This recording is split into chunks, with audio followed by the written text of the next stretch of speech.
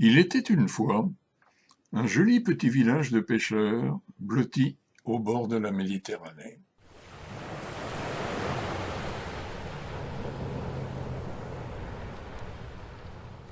Ces maisons étaient toutes peintes de couleurs vives. On eût dit qu'un peintre inspiré avait voulu essuyer ses pinceaux sur les murs avant d'entreprendre son œuvre.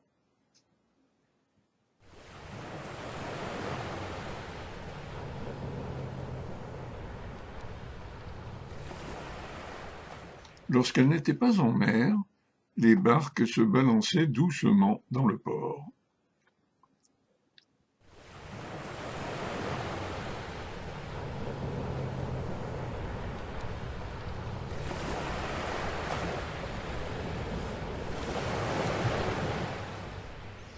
Si le temps était clément, l'eau reflétait l'image des façades qui s'y miraient. Certaines embarcations, toutefois, avaient jugé plus commode de se chauffer au soleil au pied d'un vieux mur. Quant aux filets de pêche, la lutte était sans merci pour l'obtention du prix du plus beau des corps marins.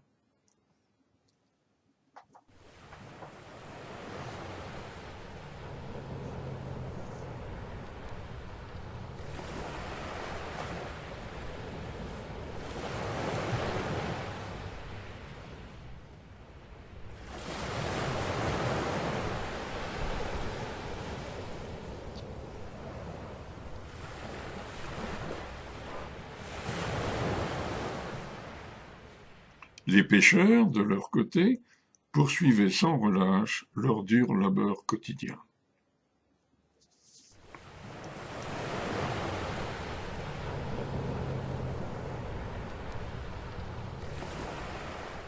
La mer, en fait, était omniprésente. Il était difficile, voire impossible, de résister à l'envie de hisser les voiles et de larguer les amarres.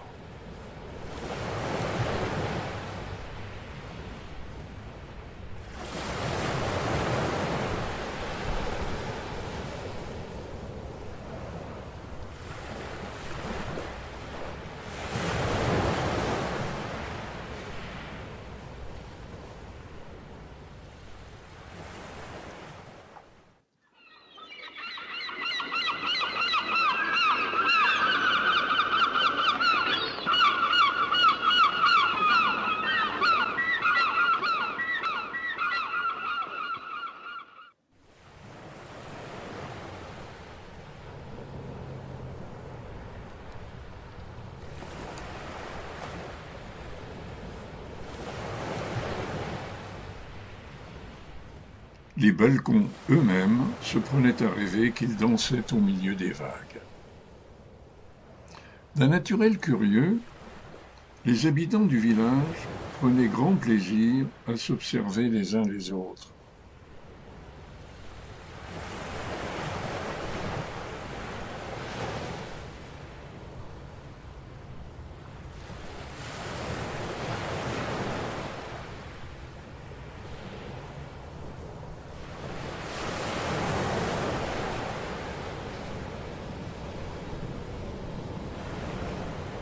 À midi, le temps s'arrêtait, comme suspendu.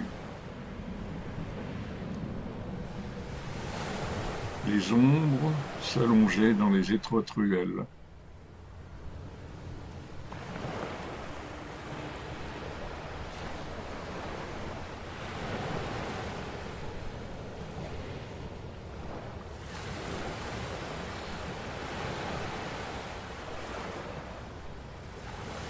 Le village semblait alors vide de toute vie. Les draps pendus entre deux maisons paraissaient mener d'une existence indépendante et fantomatique. Ils pouvaient aussi ajouter au décor des notes de couleur fort prisées des touristes, à moins qu'ils ne décident de danser ensemble au ras des flots une folle sarabande de revenants immaculés.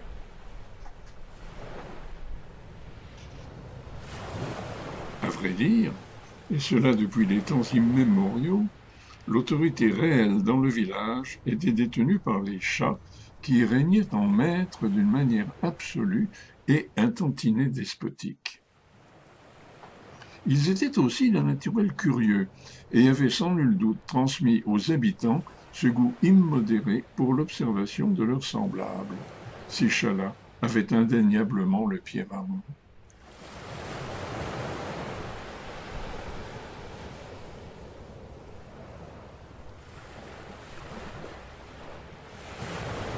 Il n'était pas un filet, pas une bouée, pas une ancre, sans qu'il s'en attribue d'office la garde rapprochée.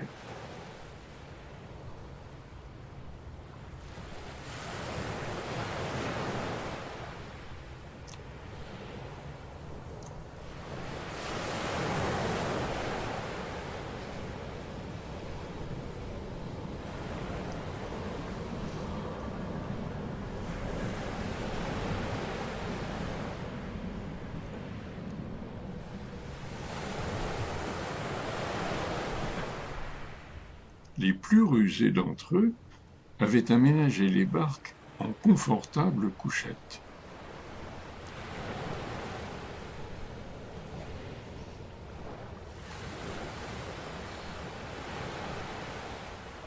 C'était sans nul doute pour s'attirer leur bonne grâce que les habitants du village ornaient leurs balcons d'effigie à l'image de la gent Féline.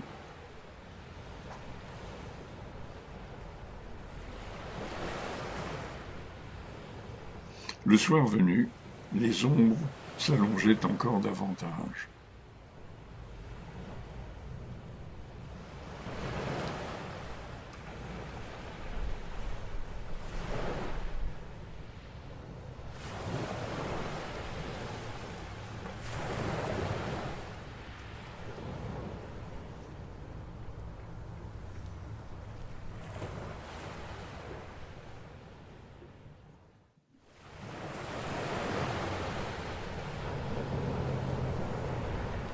Le soleil de ses derniers rayons enluminait les façades.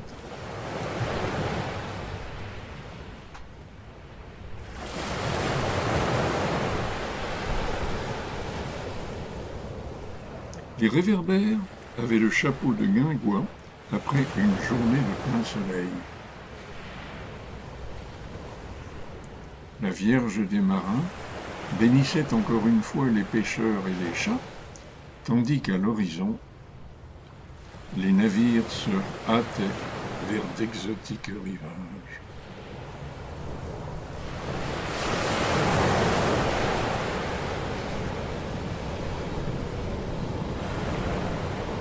L'heure de l'apothéose finale était proche.